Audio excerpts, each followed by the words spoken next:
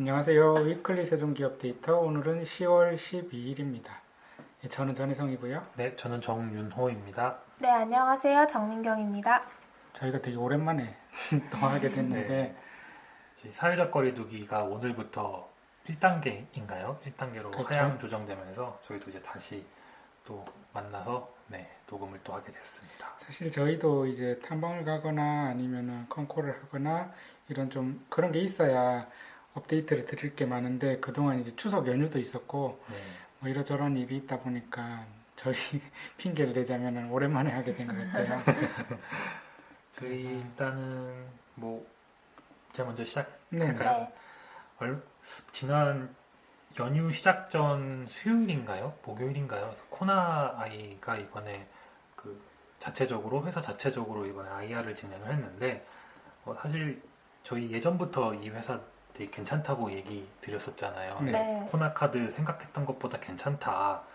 이게 B2C 사업은 사실 조금 물음표가 있을 수 있는데 B2B나 B2G 사업은 상당히 좀 탄탄하다라는 생각을 가지고 소개를 드렸는데 이게 감사의견 한정을 받는 바람에 아주 당황스러웠었습니다. 거래 정지가 들어갔어요. 그래서 갑자기 얘네가 이게 이렇게 되는 바람에 좀 그렇게 됐는데 어찌되었든 결과적으로는 감사의견 특정이 나왔고 그동안 사업 어떻게 진행되고 있는지 좀 간단하게 좀 업데이트를 좀 드리도록 하겠습니다.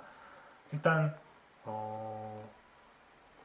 처음 소개를 좀 간단하게 어떻게 돈을 벌고 있는지 좀 소개를 해주실 수 있을까요? 일단 코나이의 이제 원래 본업 중 하나는 스마트 카드라 그래서 이제 신용카드에 들어가는 이제 칩 같은 거를 만들어서 이제 카드를 발급해주는 업을 하고 있었고요.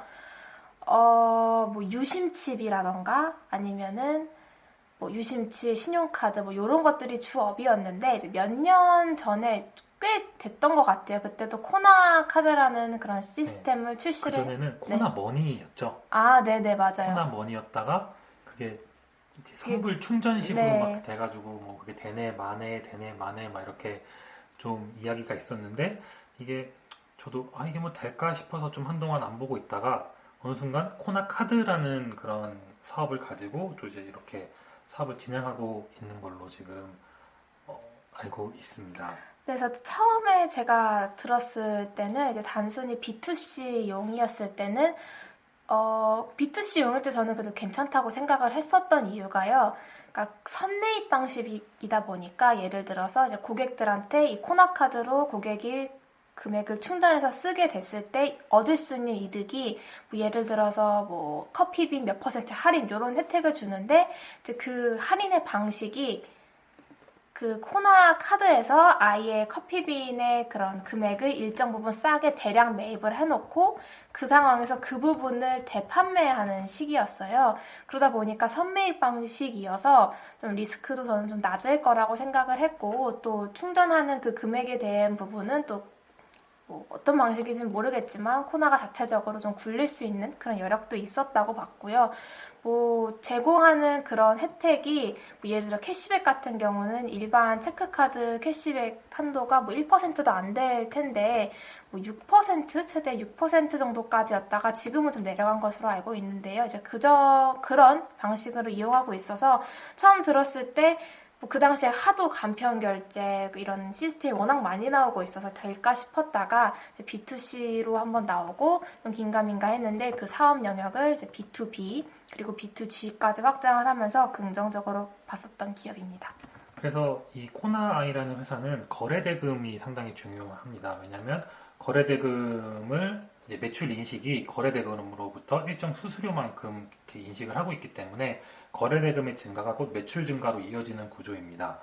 이게 수수료가 한 1% 정도 되는데 이게 매입사분을 제외하면 전체 거래대금의 한 0.65% 정도를 매출로 인식하고 있다고 합니다. 그래서 가령 거래대금의 100억이라고 한다면 한 0.65억 원 정도가 코나가 가져가는 매출이라고 좀 보시면 될 것 같아요.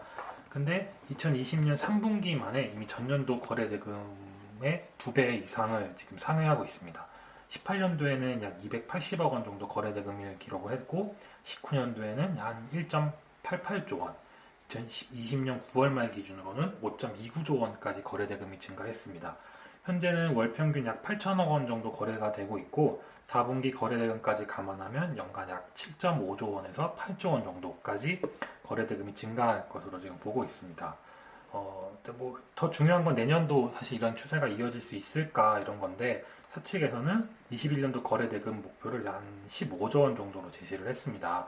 약 8조 원 내외에서 올해가 마무리된다라는 감안하면은 상당히 네, 큰 9배 폭의 가까운. 성장인데 이게 가능했던 이유가 인천에서 배달 서비스도 한다고 하죠. 네, 일단 지역화폐 사업자로 코나아이가 선정이 됐던 게 이 코나카드를 키워가는 데 굉장히 중요했던 것으로 보고요. 저는 이게 거래 중지 기간에도 그 지하철에 지역화폐 광고가 계속 붙는 거 보고 거기 코나 마크가 들어가 있더라고요. 그래서 그 거래 재개에는 문제가 없겠구나라고 생각을 했을 정도로 그 지역화폐 사업이 이 사업을 키워가는 데 굉장히 중요했다고 보고요. 그 지역화폐 사업을 키워가는 그 길목에서도 중요한 지역이 저는 인천이었다고 봅니다.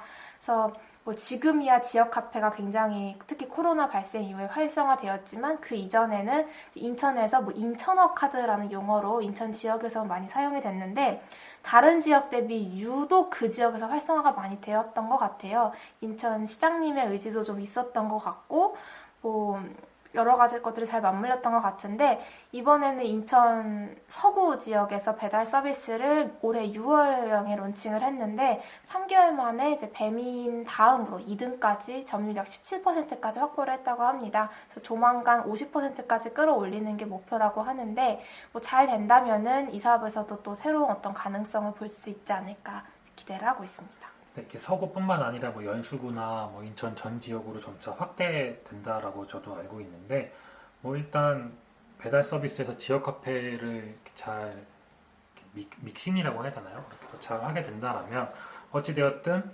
코나 입장에서는 이런 거래 대금 증가가 결국엔 매출 증가로 이어질 수 있고 매출 증가는 결국에 고정 비용과 규모의 경제에 분명히 달성이 된다라면 향후 이익 수익성 개선에도 큰 도움이 되지 않을까 라는 좀 생각을 하고 있습니다. 그래서 회사에서 이제 홈페이지나 이런 데 들어가시면 사업 구조나 어떻게 매출이 인식이 되고 있는지 이런 것들을 IR북을 통해서 잘 이야기를 해주고 있으니까 그걸 한번 참고를 해주시면 될 것 같고 일단 이 인천 관련된 사업이 B2G 사업이기 때문에 약간의 그런 정책 리스크라고 해야 되나요? 그런 것도 좀 있을 것 같아요. 예를 들면 지역화폐 플랫폼이 정부나 정부가 정책 추진할 때는 우호적인데 나중에는 이렇게 또 흐지부지 끝날 수도 있잖아요. 근데 이제 그런 것들은 회사 측에서는 이제 코나아이의 지역화폐 플랫폼은 지자체 예산으로 만들어졌다고 잘못 이해하시는 분들도 있는데 100% 코나가 투자한 플랫폼이라고 합니다. 캐시백 혜택이 일반 시민에게 어필할 수 있는 요소지만 일단 코나가 좋은 플랫폼을 만들었고 시민들이 자발적으로 선택을 해서 사용을 하고 있고 현재 누적 다운로드 수가 한 700만 명 정도 된다고 합니다. 그래서 그런 리스크는 일단 당분간 크게 높지 않을까 생각하고 있습니다. 네, 그리고 이제 코나 카드 같은 경우는 코나 아이 이제 본업이 스마트 카드인데요. 이제 코나 카드에서도 새로운 그런 것들이 있지만 일단 저는 본업도 좀 탄탄해야 한다고 생각하는데 이제 본업 같은 경우는 지문인식 카드, 메탈 카드 같은 좀 비싼 카드에서 어떤 새로운 그런 가능성을 보여주고 있는 것 같습니다. 지문인식 카드는 결제를 할 때 손가락으로 지문인식이 되어야지만 신용카드가 결제되는 그런 시스템인데요.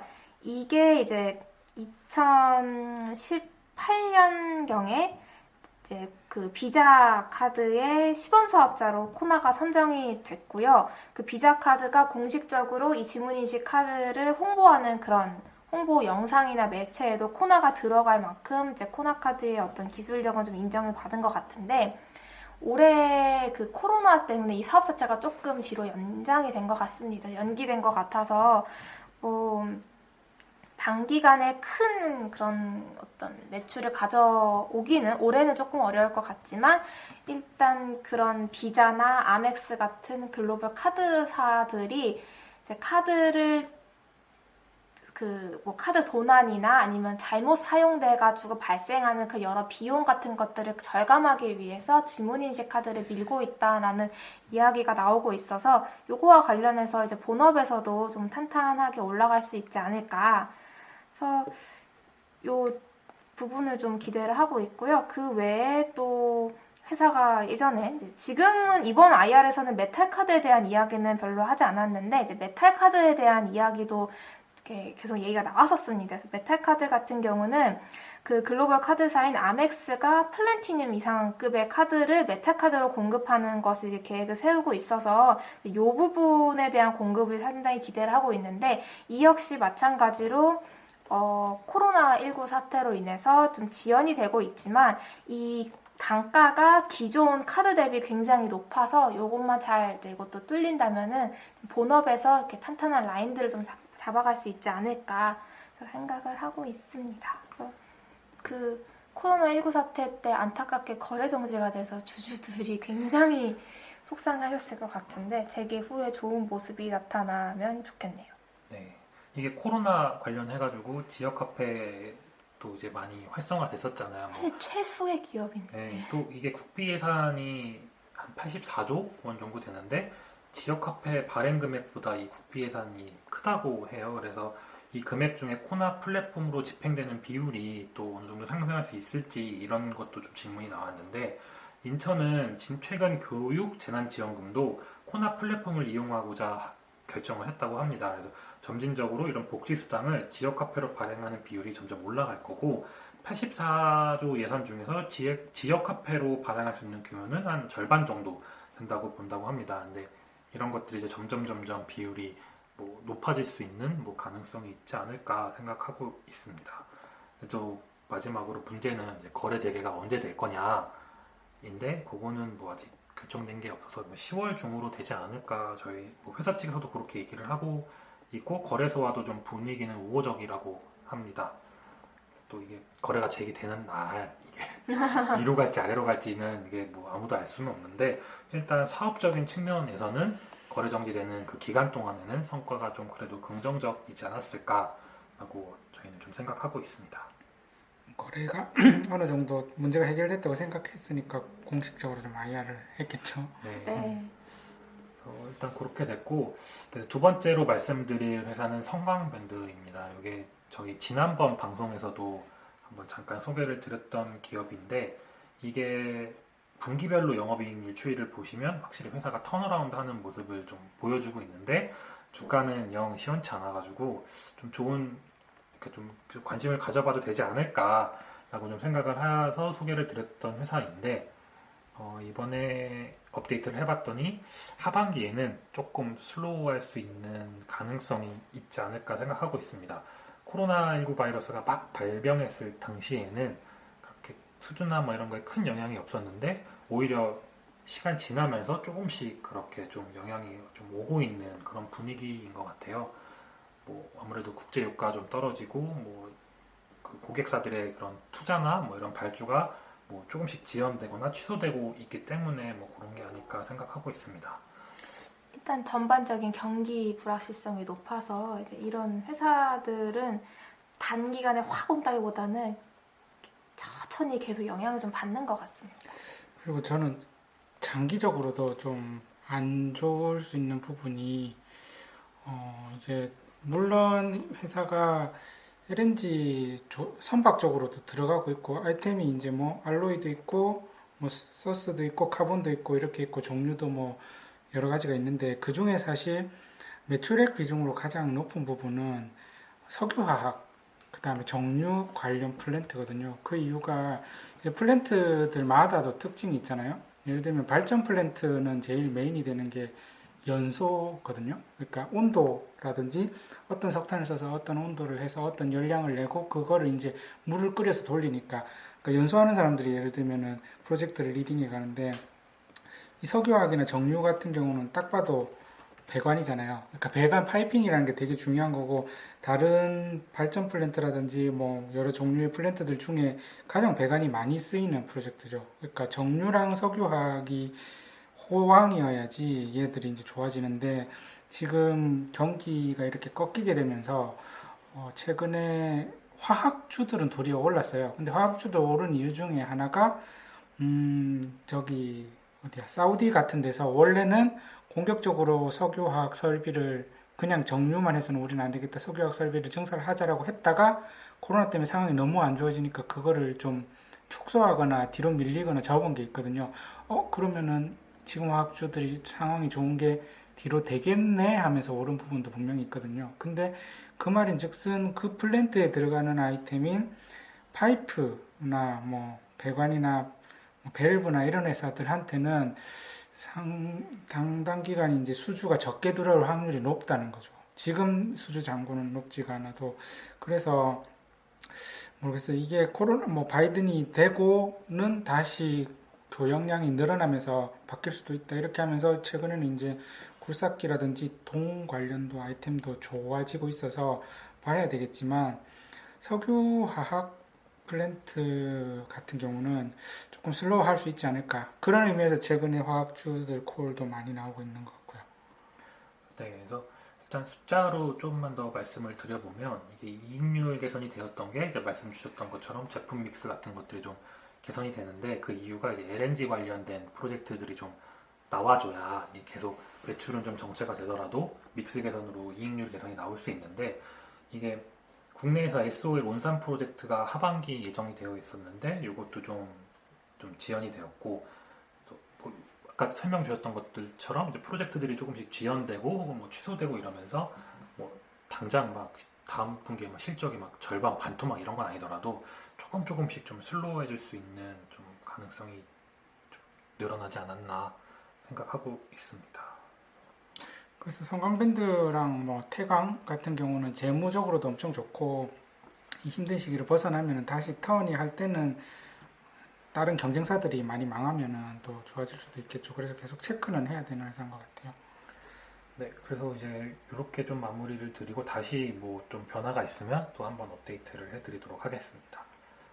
그리고 이제 마지막으로 이제 말씀을 드릴 종목은 그 최근에 이제 현대차가 엄청 핫하잖아요. 그래서 이노션이 좀 관심을 좀 받을 수 있지 않을까 생각을 좀 해서 말씀을 좀 드리려고 해요. 왜냐면 이노션은 이제 현대자동차, 현대기아자동차 그룹의 이제 광고 대행사인데 현대차가 아무래도 실적이 잘 나오고 있는 이유는 뭐 소나타 같은 그런 류의 차들보다는 제네시스나 뭐 그랜저나 좀 고급 차량들의 이런 판매가 증가를 했기 때문인데 아무래도 현대차 입장에서도 제네시스에 대한 뭐 마케팅 활동을 강화를 해야만 이런 견조한 실적이 이어질 수 있기 때문에 그렇다면 결국엔 이노션 입장에서도 이런 그러니까 계열사의 그룹사, 뭐 고객사의 뭐 이런 마케팅 활동 강화가 결국엔 이노션의 매출이나 이익으로 이어질 수 있지 않을까라는 좀 기대를 좀 하고 있습니다. 뭐 기출시된 산타페, 카니발 같은 거는 3분기 실적에 아마 이노션에 반영이 될 것 같고 투싼이나 코나도 9월에 출시되었고 뭐 아마떼나 소나타 이런 것도 출시가 되었고 뭐 기아차 스팅어, 스토닉 이런 것도 출시가 되면서 뭐 신차 효과라고 표현을 해야겠죠. 신차 효과 같은 것들이 이제 3분기, 그다음에 이제 뭐 내년 4분기, 그러니까 올해 4분기, 내년 상반기까지 이렇게 좀 이어질 수 있지 않을까 생각하고 있습니다. 특히 해외에서 GV80이 또 출시가 되면서 그런 마케팅 강화가 이 회사의 실적 개선으로 이어질 수 있지 않을까 좀 생각하고 있습니다. 해외 마케팅 같은 경우가 훨씬 더 이익률이 좋다고 알고 있거든요. 그리고 올해 출시를 히트친 차들이 이제 올해 말부터 이제 제네시스부터 해서 해외로 나가기 시작하니까 꾸준히 좋을 수 있을 것 같아요. 그리고 이노션뿐만이 아니라 광고회사들 보면 전부 다 순현금 상태에 빚도 없고 뭐 따박따박 하는 회사들이고 다 밸류상으로는 엄청 좋은 것 같거든요. 이런 이벤트가 있을 때는 충분히 관심 받을 수 있는 네. 상황이 되지 않을까. 그리고 뭐 실적도 뭐 지금 PBR 스토리밴드 같은 걸 보셔도 거의 역사상 거의 최하단에 있어서 뭐 그렇게 크게 부담스럽지 않은 자리가 아닐까. 또 고객사 이렇게 아까 설명 주셨던 것처럼 그런 효과들이 좀 반영이 돼서 실적도 좀 턴을 한다라고 하면 뭐 좋은 자리가 아닐까 생각을 해서 말씀을 드려봤습니다. 저는 내년에 이제 현대 기아가 이제 전기차 라인업을 강화를 하면 그 브랜드나 그런 뭐랄까 전기차 플랫폼 자체에 대한 그런 브랜드 강화 활동이 필요할 테니까 이제 그거 관련해서도 이노션이 이제 많이 바빠지지 않을까. 또 기아에서 로고를 바꿨잖아요. 개인적으로 제 취향은 아닌 것 같은데. 그러니까 내년부터 EGMP라고 하는 전기차 전용 플랫폼이 나오고 거기서 나오는 차량들을 전부 아이오닉이란 브랜드로 네. 런칭을 하니까 뭐 기존의 차 한 대 한 대에 대한 마케팅도 해야 되겠지만 아이오닉 브랜드에 대한 마케팅도 할 거고 기아차가 로고가 바뀐 거에 대한 뭐 브랜드 마케팅도 할 거고 이런 것들이 내년에 붙게 되면은 좋아질 수 있겠네요. 네, 그리고 또 그거 말고도 비계열사 광고주들 계속 확보하려는 노력도 뭐 지금뿐만 아니라 오래전부터 해오고 있어서 뭐 좋은 성과가 이제 하반기 이후부터는 좀 나올 수 있지 않을까 저렇게 기대가 되고 있는 기업이라고 보고 있습니다. 그리고 주가가 하나도 안 올라서 네, 지금부터라도 좀 보면 좋을 것 같아요. 기간도 수급도 나쁘지 않은 것 같고요. 네, 저는 준비한 내용이 간단하게 한솔 재지를 말씀드릴 건데 이게 최근에 이제 너무 핫한 종목보다는 주가는 뭐 변동이 크지 않는데 실적이라든지 수급이라든지 이런 게 조금 개선이 되고 있는 종목들을 보고 있는데 그중 한솔재지가 보시면 2분기까지 실적이 상당히 좋았어요. 작년에 영업이익이 1,000억이었는데 2분기까지 합쳐서 700억이 넘게 나왔으니까 코로나 사태에도 상당히 좋았고 이게 만약에 연속이 된다고 하면은 뭐 리포트에서는 4분기까지 다 합치면은 퍼가 4배일 거다 뭐 이런 얘기도 하고 있는데 그러면서 기관들도 사고 있고요. 근데 이 회사가 이제 간단하게 사업의 내용을 잘 모르시는 분을 위해 설명을 드리려면은 종이하는 회사죠. 그러니까 우리가 흔히 말하는 A4지 인쇄 용지가 있고 또 하나는 감열지 그러니까 우리가 영수증 용지가 있고 세 번째로 산업 용지 흔히 백판지라고 말하는 게 있습니다. 인쇄 용지는 뭐 제일 잘 아시는 아까 A4지고 감열지는 이제 프린트 우리가 영수증을 뽑을 때 프린트기를 큰 걸 쓸 수가 없으니까 미리 거기에 염료를 같이 인쇄를 해놓고 열만 가하면은 이제 우리 택시 같은 조그만한 공간에서도 영수증을 받을 수 있게 하는 게 감열지죠. 이 감열지 관련해서는 글로벌리 거래도 거의 엄청 큰 회사고 한때는 감열지가 회사를 먹여 살렸어요. 인쇄용지나 뭐 딱 봐도 느낌이 오지만 뭐 그렇게 돈이 되는 아이템은 아니기 때문에 그런데 최근에 코로나 때문에 감열지가 안 좋아요. 그러니까 감열지가 가장 많이 쓰이는 부분은 당연히 그거고 저기 영수증 용지고 두 번째 세 번째로 많이 쓰이는 데가 영화관 그리고 요즘은 우리나라는 영화관 표 이렇게 프린트 해가지고 주잖아요. 그죠? 그 다음에 비행기표. 왜냐하면 비행기표 같은 경우도 이렇게 약간 품질이 있으면서 퀄리티가 유지되는 이런 것들에 많이 쓰이거든요.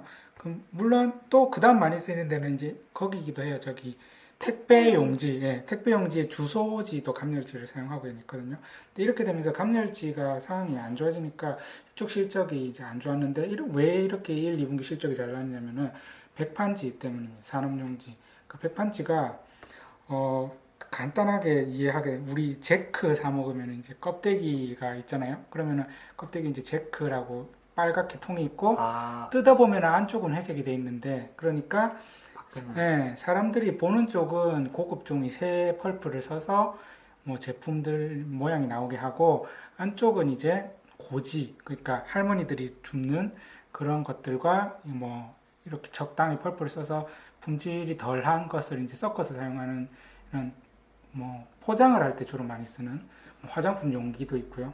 그렇게 되는 게 이제 산업용지인데 이 부분이 이제 택배라든지 이런 수요 때문에 폭발적으로 증가한 거죠. 거기다가 제지산업 자체가 이렇게 핫한 아이템이 아니다 보니까 서서히 망해가고 있어요. 그러니까 있는 회사들이 서서히 규모가 줄어가고 있는데 그 중에 당연히 한솔은 1등이니까 상관이 없지만 신풍제지가 이제 상황이 안 좋아져서 19년 말까지 생산하고 지금 공장이 정지 상태입니다. 그러니까 신풍제지가 했던 물량이 나머지 경쟁사들이 나눠 먹으면서 좋아진 것도 있는 거죠.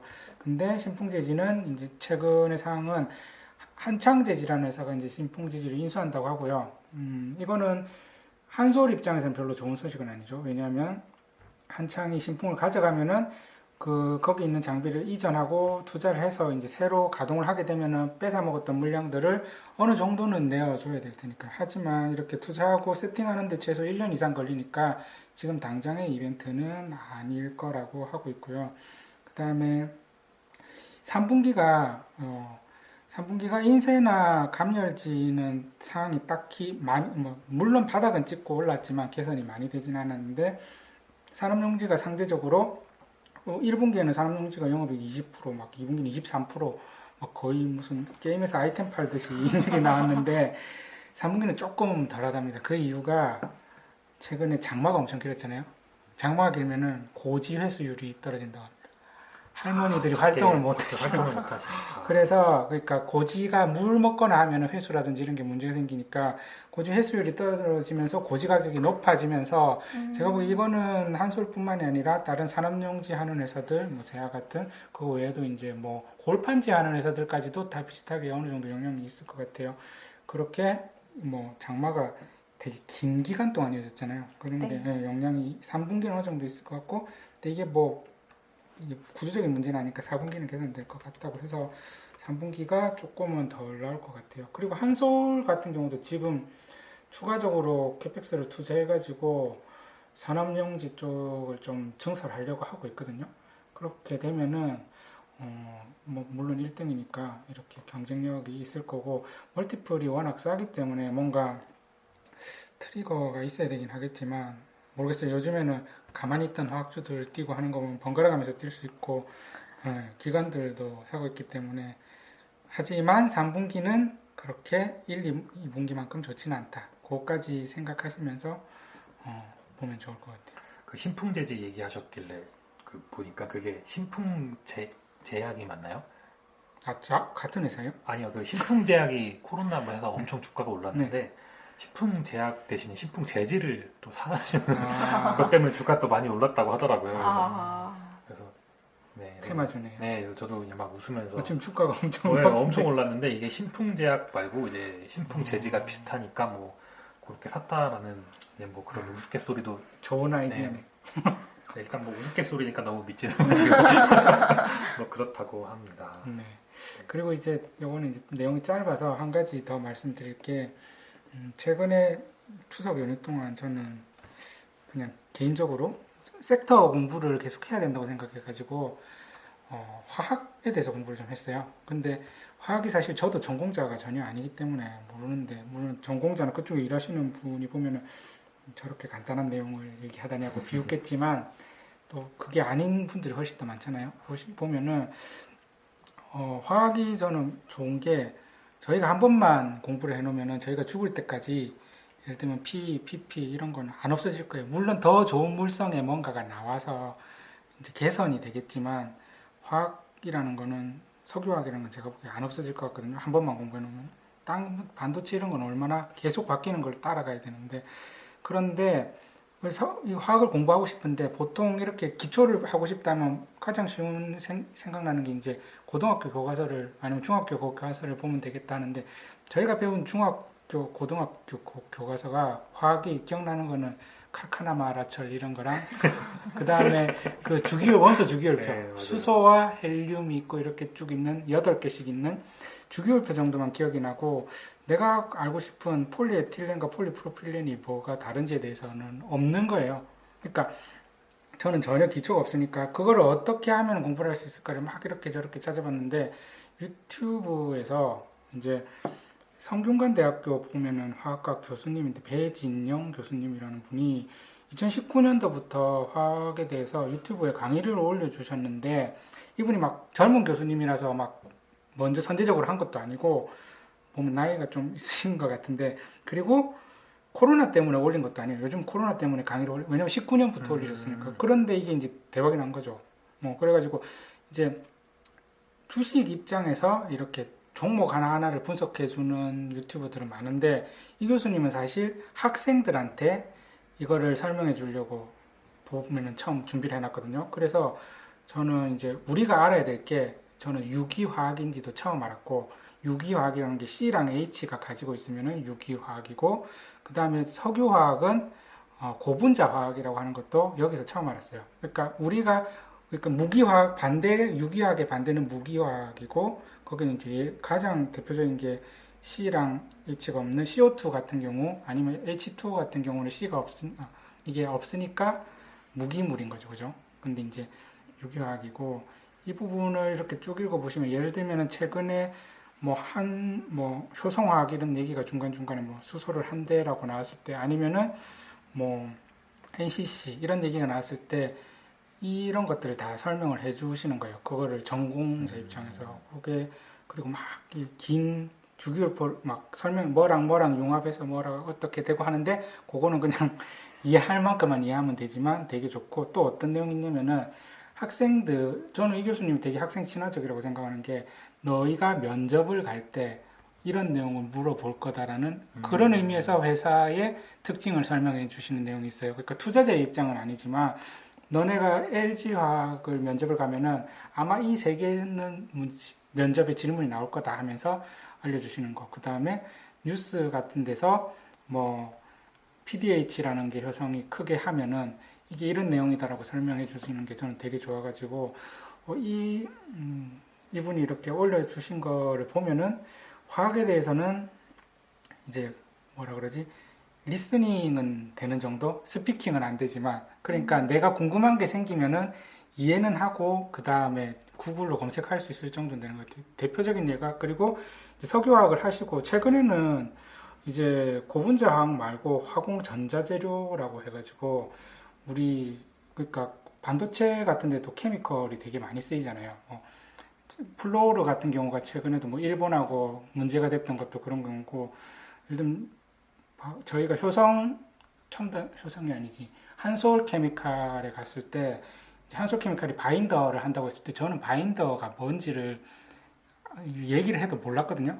근데 이분이 딱 얘기를 해주시는 게 바인더라는 걸 가장 쉽게 이해할 수 있는 게 뭐냐면은 그 중세시대 때 그림을 그릴 때는 지금은 물감이 너무 생산이 잘 되지만 돌 같은 걸 갈고 뭐 보라색은 뭐 돌을 갈고 어디는 뭐 어디서 이렇게 색깔을 냈다 그러잖아요. 그래서 왕의 색은 뭐 보라색이고 구하기가 힘들어서 막 그런 얘기를 들었는데 한마디로 그 보라색 돌가루를 그림에 묻히려면은 그 계란 노란자를 묻히는 용도로 썼다고 해요. 그게 이제 근데 이런 게 바인더인 거죠. 그러니까 이거를 그 자리에 묶어 놓는 그러니까 2차 전지에서의 바인더도 처음엔 뭐 끈 같은 건 줄 알았어요. 저는 팩을 이렇게 묶는 근데 그게 아니라 그 화학적인 그걸 묶어주는 그런 게 본드라고 해야 되나?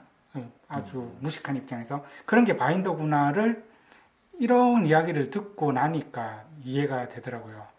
그러니까 이런 것들이 좀 알고 보면은 되게 좀 도움이 되지 않나. 꼭 한번 제가 얘기해봐요. 어차피 소용이 없고. 그 이름 한 번만 다시 네. 말씀해 주세요. 제목이 플라스틱 읽어주는 배진영 교수님. 이게 이제 제목이고 구독자 6,000명인데 여기는 주식하고 아무 상관없는데요. 그냥 교수님이 성균관대학교 교수님인데 보니까 그냥 근데 아예 주식하고 관련이 없기 때문에 저는 되게 도로 도움이 되는 것 같아요. 그래서 그냥 배속으로 틀어놓고 이렇게 뭐 유튜브 보듯이 보면은 아니면은 찾다가 요번에는 NCC가 ECC랑 뭐가 다를까 이렇게 찾다가도 그냥 아주 단편적인 사람들의 설명보다는 여기서 한번 찾아보는 것도 되게 저 같은 모르는 사람들한테 더 많이 도움이 되는 것 같습니다. 최근 화학주도 좋잖아요. 그러니까 이렇게 공부를 해놔야 여기서 먹고 빠질지 아니면 이게 더 갈 수 있을지 네, 그런 게 아닐까. 저는 오늘까지는 저희가 이제 그게 많지 않아서 일정이 다시 이제 업데이트하고 추가를 드리려고 오늘은 여기까지 준비해봤습니다. 네. 네, 오늘도 좋은 말씀 많이 해주셔서 유튜브의 순기능이라고 생각합니다. 저는. 저희도 누군가한테는 도움이 되겠죠. 그렇죠. 네, 감사합니다. 저희 그럼 여기서 마치도록 하겠습니다. 감사합니다. 감사합니다. 감사합니다. 본 방송은 개인적인 의견이며 최종 투자 결정과 책임은 본인에게 있습니다. 참고 자료로만 활용하시기 바랍니다.